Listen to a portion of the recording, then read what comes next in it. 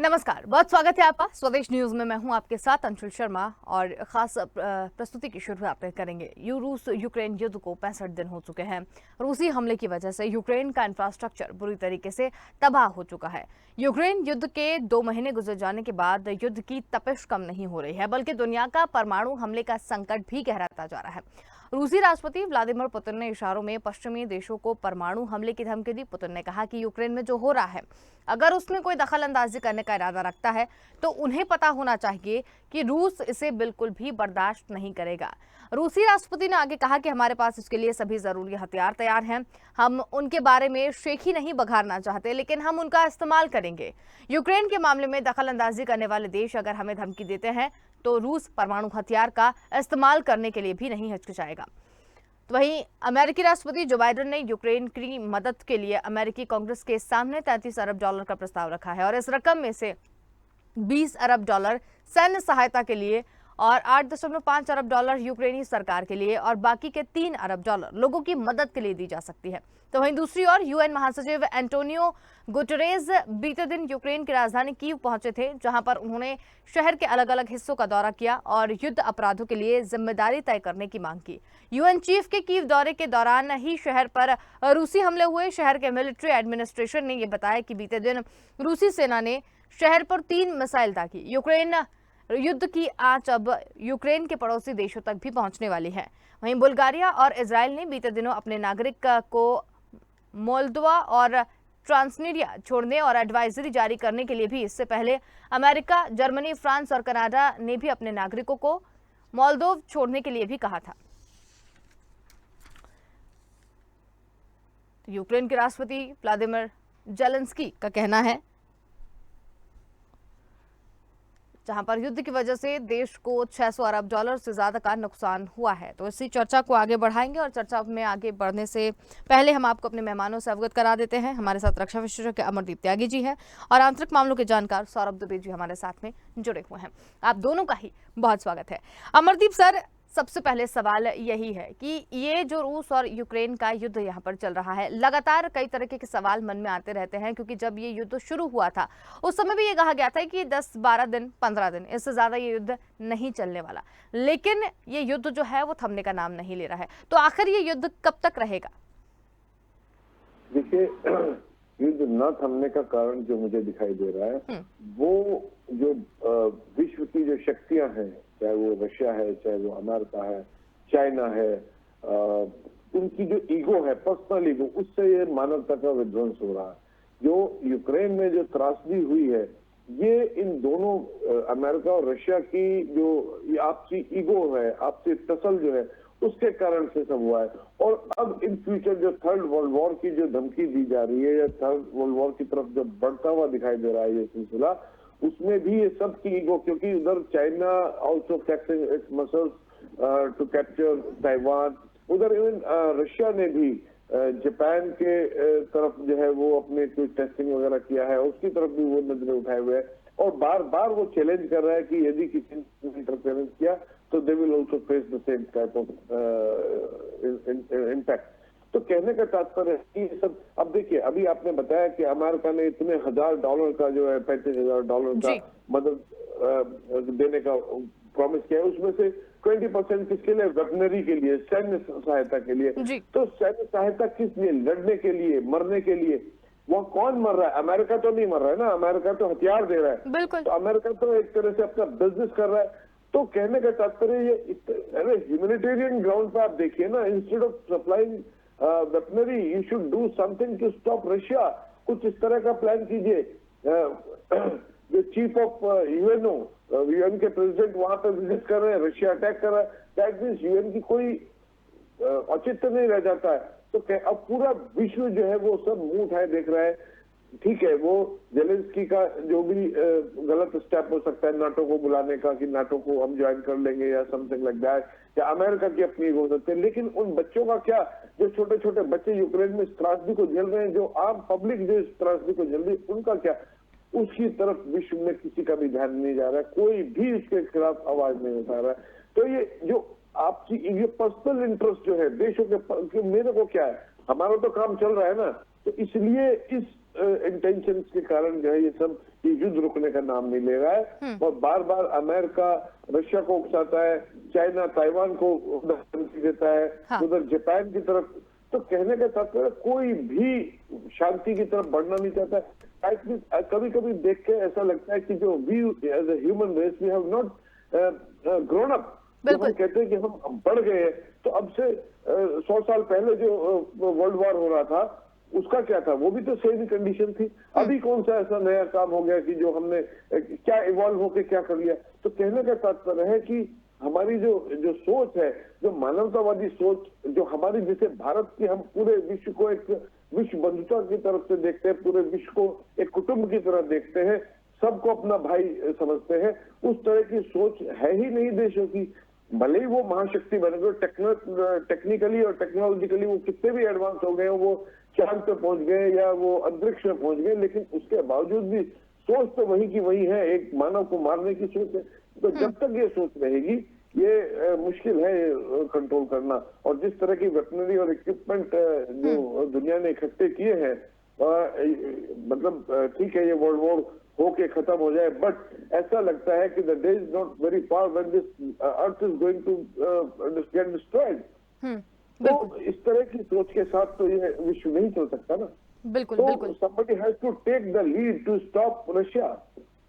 कोई रोकने का कोई प्रयास ही नहीं कर रहा, सिर्फ उसमें घी में आग का काम, सॉरी आग में घी का काम कर रहे हैं, उसको वेपन दे रहे हैं उसको।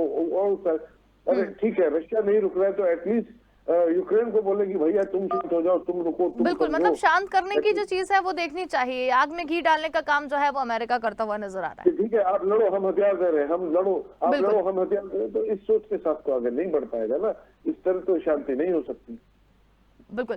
सौरभ दुबे जी, आपका क्या कहना है? देखिए, अमरदीप जी ने बहुत ही ठीक ढंग से एक युद्ध का जो मानवीय पक्ष रखा है, मैं उसी मानवीय पक्ष को और आगे बढ़ाना चाहूंगा।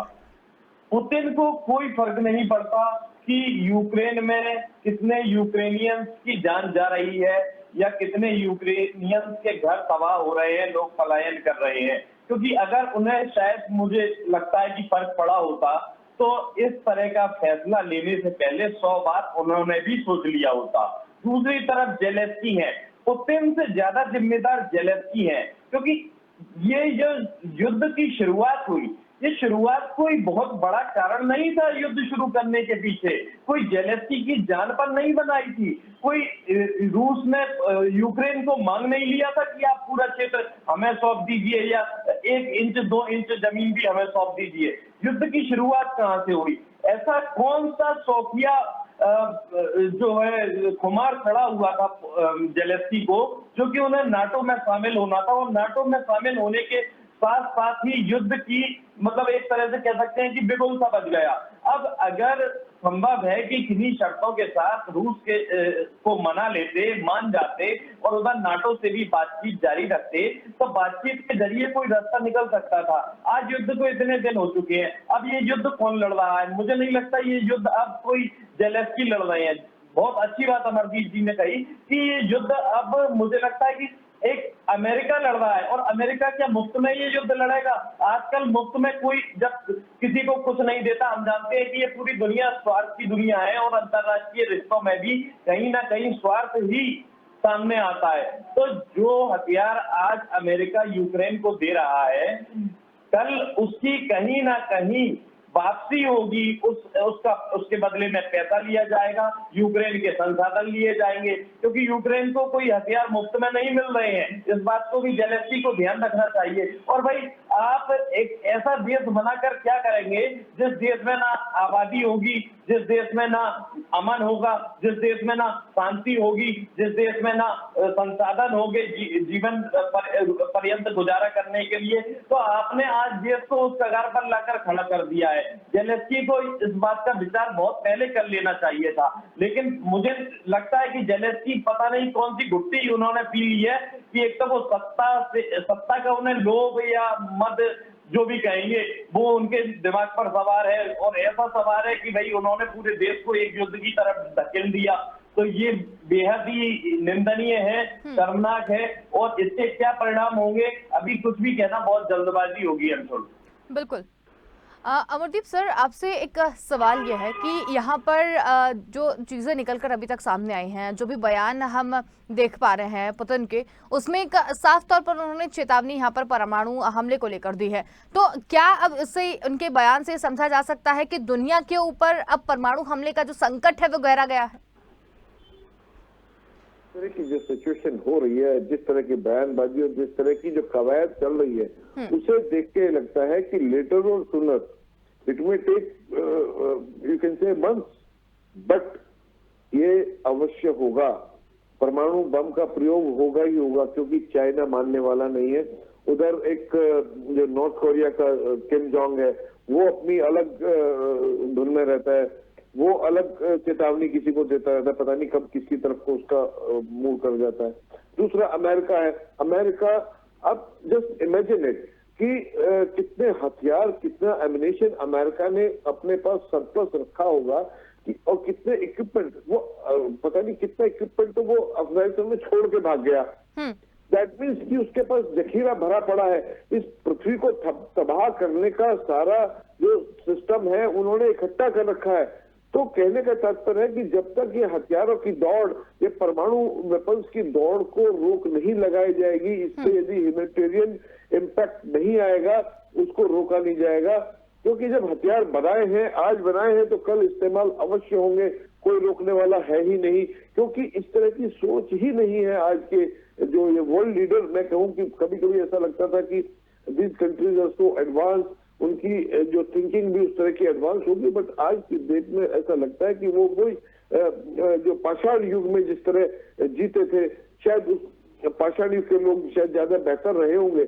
लेकिन इस तरह, क्योंकि वो वेपन तो वो ईंट पत्थरों से ही लड़ते होंगे ना कबीले आपस में, लेकिन ये तो बड़े बड़े हथियार, परमाणु, जो पूरी पृथ्वी को नष्ट करने के कागार पर लेके आए हैं।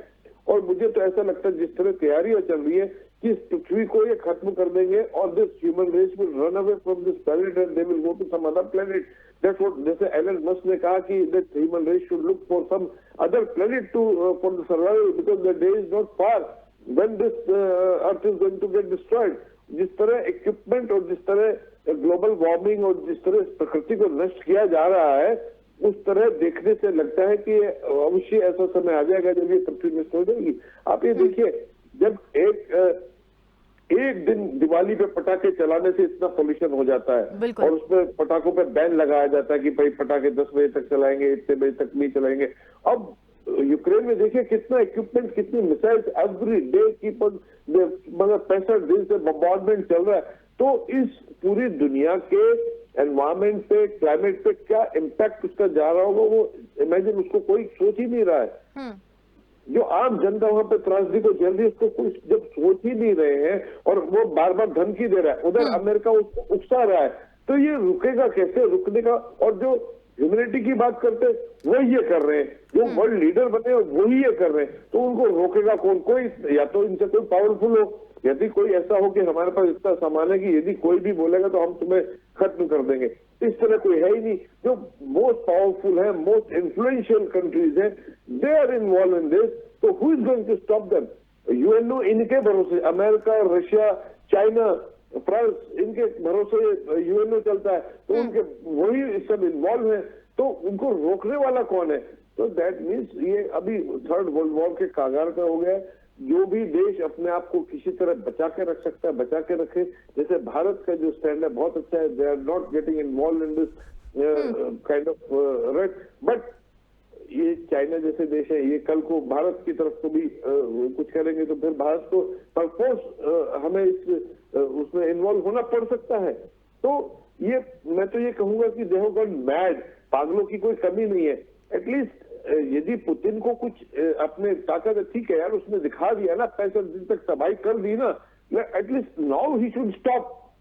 अभी और क्या बर्बाद करना चाहता है? जेलेंस्की को पकड़ लेना, क्यों इतना ताकतवर है? Why is not killing? Zelensky को मार दे, पकड़ ले उसको, वहां पर अपनी सत्ता स्थापित कर ले, सब कुछ तो हो गया है, but they are still keep on fighting.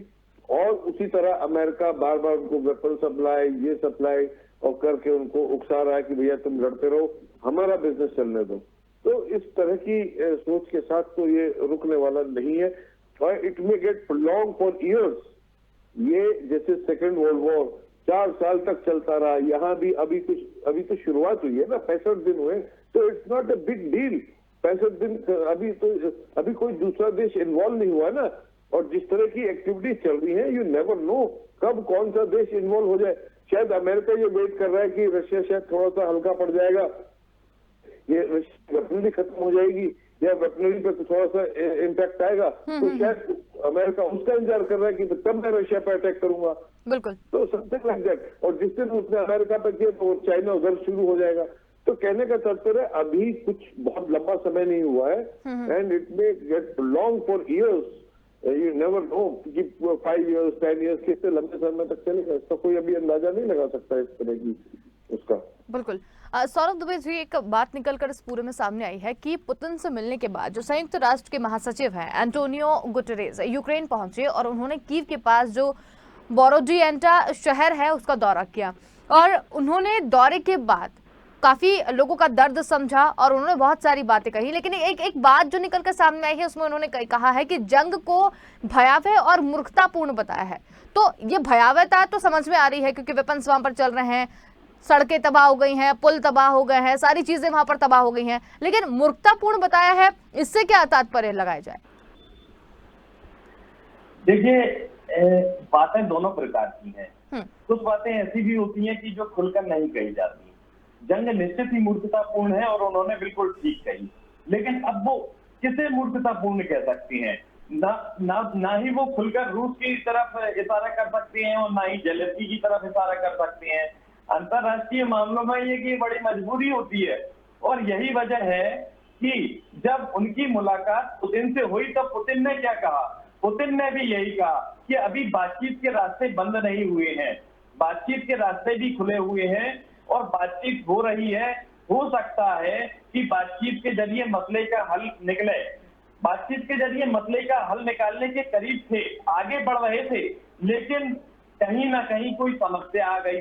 अब समस्या क्या आई ये तो उन्होंने खुलकर नहीं बताया कि समस्या क्या आई है, लेकिन हाँ, उन्होंने ये जरूर कहा है कि बातचीत के रास्ते खुले हुए हैं। और ऐसे में उम्मीद यही की जा सकती है कि संयुक्त राष्ट्र की तरफ से गुटेरस कोई एक अच्छा उदाहरण प्रस्तुत करेंगे और एक कोई बेहतर पहल पेश करेंगे, क्योंकि इस मामले में हमने देखा है कि प्रारंभिक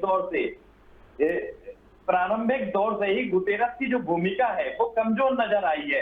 यूएन तो जो भूमिका अदा करनी चाहिए थी वो यूएन ने भूमिका अदा नहीं की। अब ऐसा क्यों हुआ? हो सकता है कि कुछ वहां के नियम कायदे कानून भी ऐसे हैं कि भाई लोकतंत्र का कहीं ना कहीं वहां जरूरत है एक लोकतांत्रिक व्यवस्था स्थापित करने की। अब विश्व व्यवस्था में भी सुधार की जरूरत है। केवल 5 देशों का ही महत्व क्यों है? वो भी एक ऐसी स्थिति में 5 देशों का महत्व है जहां पर दुनिया पूरी तरह से बदल रही है, नए नए हथियारों का आविष्कार हो रहा है। अभी एक बहुत अच्छी बात कही अमरदीप जी ने बोला दुनिया किस तरफ जा रही है। हमें देखना होगा कि हम क्लाइमेट चेंज पर चिंता जताने के लिए बैठकें करते हैं, बड़े बड़े आयोजन करते हैं, पूरी दुनिया के देश गंभीर चिंतन करते हैं, और उसके बाद में ये युद्ध जैसी स्थितियां जब क्रिएट होती हैं तो फिर क्या फायदा ऐसी क्लाइमेट चेंज की चिंता जताने का?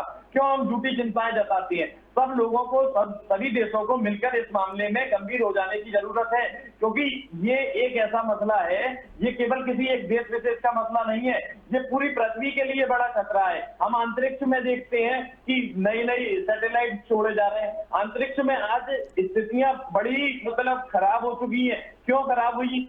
इतना जो सैटेलाइट का कचरा है वहां जमा हुआ है और उसको कोई ऐसी व्यवस्था अभी तक सफल नहीं आ पाई है सामने कि भाई ये कचरा अंतरिक्ष का साफ हो पाए, जिससे हम परमाणु परीक्षण करके देख चुके हैं। हमने पानी में परमाणु परीक्षण किए, उसके नतीजे हमने देखे कि कितने खराब होते हैं। हमने जमीन पर परमाणु परीक्षण किए, हवा में परमाणु परीक्षण किए, जिनके नतीजे हमने देख लिए, और हम जमीन के अंदर परमाणु परीक्षण कर रहे हैं। तो भाई ऐसा आखिर कब तक चलेगा? आपको पृथ्वी को बचाना है या पृथ्वी को गर्त में पहुंचाना है, पृथ्वी को तबाह करना है? ये सब कुछ दुनिया के समस्त देशों को मिलकर सोचना होगा। और आम जनता नहीं चाहती किसी से लड़ना, आम जनता नहीं चाहती आपस में बैर रखना। तो आखिर ये बड़े बड़े नेता और बड़े बड़े दुनिया के जिन्हें कहेंगे कि जनप्रतिनिधि तो क्यों इस तरह के मामलों में आगे नहीं आते और शांति वार्ताएं कराने के लिए अगर कोई मतभेद होता है तो कोई सकारात्मक पहल क्यों नहीं करते? ये एक बड़ा बड़ा सवाल है अंशुल। बिल्कुल एक बड़ा सवाल। तो यहाँ पर बहुत सारा ये युद्ध जो है वो सवाल तो छोड़कर जा ही रहे हैं। अमरदीप सर, एक सवाल आपसे मेरा ये है कि यूक्रेन का इंफ्रास्ट्रक्चर बुरी तरीके से तबाह हो गया है, लेकिन उसके बाद में भी यूक्रेन की मदद के लिए अमेरिका ने कदम जो है वो बढ़ाया हुआ है। जैसा कि अभी कुछ ही देर पहले सौरभ दुबे जी ने भी कहा था कि बिना किसी स्वार्थ के कोई भी व्यक्ति कोई काम नहीं करता है। अब 600 अरब डॉलर से ज्यादा का नुकसान भी वहां पर हुआ है। कई डॉलर्स, कई हजार, कई अरब डॉलर जो है वो अमेरिका देने को तैयार है। तो इसके पीछे क्या अंदाजा लगाया जाए, अमेरिका आखिर क्या चाह रहा है? देखिए, अमेरिका चाह रहा है किसी तरह भी रूस को कमजोर किया जाए और अमेरिका अकेली महाशक्ति बन के इस पूरे विश्व पे अपना जो है चौधराहट जो है वो जारी रखे। और आज की डेट में पुतिन को ये बर्दाश्त नहीं है, पुतिन इसको एक्सेप्ट नहीं करेगा। तो उसको खत्म करने के लिए कि पुतिन की चौधराहट खत्म हो, क्योंकि आज पुतिन ने अपने आप को एज ऑफ नाउ तो ये प्रूव कर दिया है कि भैया मेरे सामने कोई नहीं आ सकता, आना है तो आ जाइए। तो डायरेक्टली यदि अमेरिका अपने आप को महाशक्ति समझता है तो आ जाए, क्योंकि पुतिन तो रोज चैलेंज कर रहे हैं। तो कहने का तात्पर्य कि धीरे धीरे धीरे धीरे क्योंकि यूक्रेन को बलि का बकरा बना दिया, यूक्रेन की फौज, यूक्रेन की आम जनता वो बलि का बकरा बने हुए, उनको हथियार देता रहेगा, दे विल कीप फाइटिंग। वो वेट कर रहा है कि उस फाइटिंग में रशिया कहीं कमजोर हो जाए। लेकिन उसको समझना चाहिए कि यदि अमेरिका जो है इतने सारे जहाज, इतने सारे इक्विपमेंट और असला अपना छोड़ के आ सकता है, तो रशिया ने भी ये सब काम जो किया है, जो अटैक किया है, ये पूरी तैयारी के साथ किया है। वो कोई ऐसे ही नहीं तो जस्ट कि ऐसे ही हुआ कि और ऑल ऑफ अ सडन ये लड़ाई का हो गया। रशिया ने पूरी बहुत सालों के साथ इसका प्रिपरेशन किया है। देखो कि इसका क्या इम्पैक्ट आएगा, उनके ऊपर क्या क्या सैंक्शन लग सकते हैं। अमेरिका उसको ये भी मालूम होगा कि इस वॉर को लंबा खींचने का प्रयास किया जाएगा, क्यों वो हो रहा है। तो मतलब मुझे ऐसा लगता है कि पुतिन ने सारे जो ये इवेंट्स हैं उनको सबको पहले दिमाग में रखा हुआ है, उसके से काम कर रहा है। तो कहने का तात्पर्य है कि पूरे जो विश्व का एक संगठन यूएन में जो मतलब पूरे एक ऐसा संगठन है कि जो पूरे विश्व में जिसका जो सैंक्शंस और उसके ऑर्डर्स चलते हैं, लेकिन वो किन पे चलते हैं? जो कमजोर देश है, छोटे देश हैं और उतने ज्यादा एडवांस नहीं है। अब सवाल ये आता है कि जो उसके मेन मेंबर्स हैं, अमेरिका है, रशिया है, चाइना है, फ्रांस है, ब्रिटेन है, ये सब तो वॉर फ्रेंजी में लगे हुए हैं।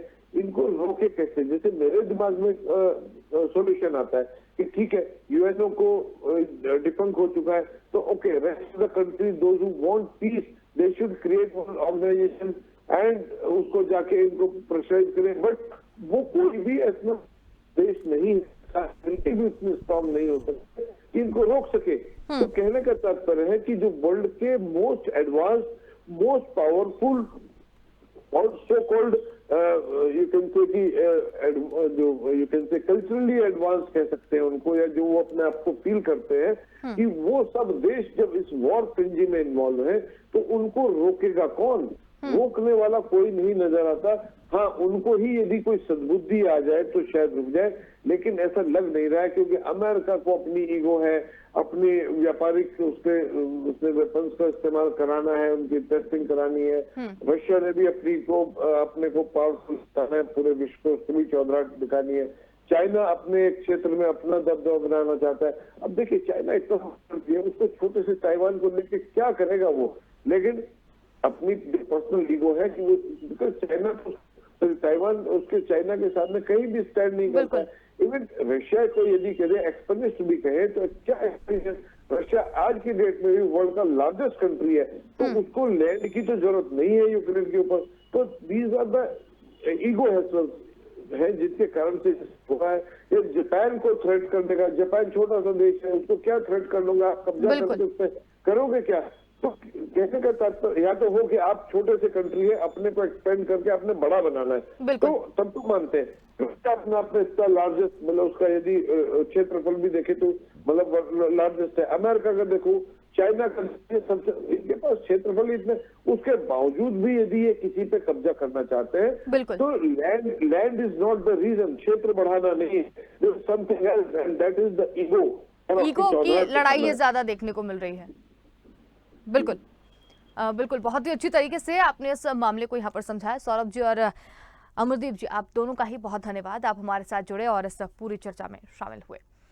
रूस यूक्रेन युद्ध को 65 दिन हो चुके हैं। रूसी हमले की वजह से यूक्रेन का इंफ्रास्ट्रक्चर बुरी तरीके से तबाह हो चुका है, लेकिन इस पूरी चर्चा में निकलकर सामने यही आया है कि आखिर वर्चस्व की लड़ाई कैसे आ गई। ईगो सबसे ज्यादा देखने को मिल रहा है, क्योंकि क्षेत्र की और इन सब की लड़ाई तो यहाँ पर है नहीं अब, लेकिन 65 दिन यहाँ पर हो चुके हैं। ये युद्ध कितने दिन आगे चलेगा, परमाणु संकट भी गहरा गया है यहाँ पर, साफ तौर पर बात भी पुतिन ने यहाँ पर कह दी है। तो अब आगे क्या होगा ये फिलहाल आने वाला वक्त ही बताएगा। फिलहाल के लिए इतना ही, देखते रहिए स्वदेश न्यूज, क्योंकि सबसे पहले देश।